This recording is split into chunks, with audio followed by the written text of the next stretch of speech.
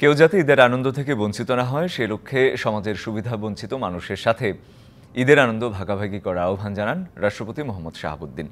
পবিত্র ঈদুল আজহা উপলক্ষে বঙ্গভবনে বিশিষ্টজনদের সাথে ঈদের শুভেচ্ছা বিনিময় শেষে শুভেচ্ছা বক্তব্যে তিনি এমনটাই বলেন। সকালে বঙ্গভবনের প্রেসিডেন্সিয়াল হলে রাষ্ট্রপতির সঙ্গে ঈদের শুভেচ্ছা বিনিময় করেন বিভিন্ন দেশের কূটনীতিক, সরকারের উচ্চপদস্থ কর্মকর্তা, রাজনীতিবিদ সহ নানা শ্রেণী পেশার মানুষ। উপস্থিত ছিলেন রাষ্ট্রপতি ও তার পরিবারের সদস্যরা। রাষ্ট্রপতি বলেন, যুদ্ধবিগ্রহ ও সংঘাত সংকটের কারণে বিশ্বব্যাপী অর্থনৈতিক মন্দা দেখা দিয়েছে। ফলে বিশ্বের বিভিন্ন প্রান্তে বহু মানুষ নানা প্রতিবন্ধকতা ও কষ্টের মধ্যে জীবনযাপন করছে।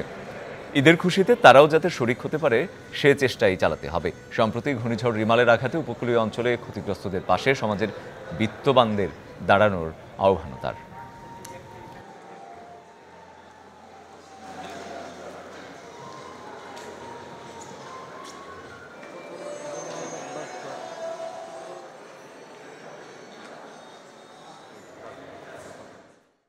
কেউ যাতে ঈদের আনন্দ থেকে বঞ্চিত না হয় সেই লক্ষ্যে সমাজের দারিদ্র্যপীড়িত ও সুবিধাবঞ্চিত মানুষদের সাথে ঈদের আনন্দ ভাগাভাগি করতে এবং তাদের পাশে দাঁড়াতে আমি দেশের বিত্তবান ও সচ্ছল ব্যক্তিবর্গকে এগিয়ে আসার আহ্বান জানাচ্ছি। নগদের কাছে সব গ্রাহকই প্রিয়, তাই তো সারা দেশে ক্যাশ আউট চার্জ সবচেয়ে কম।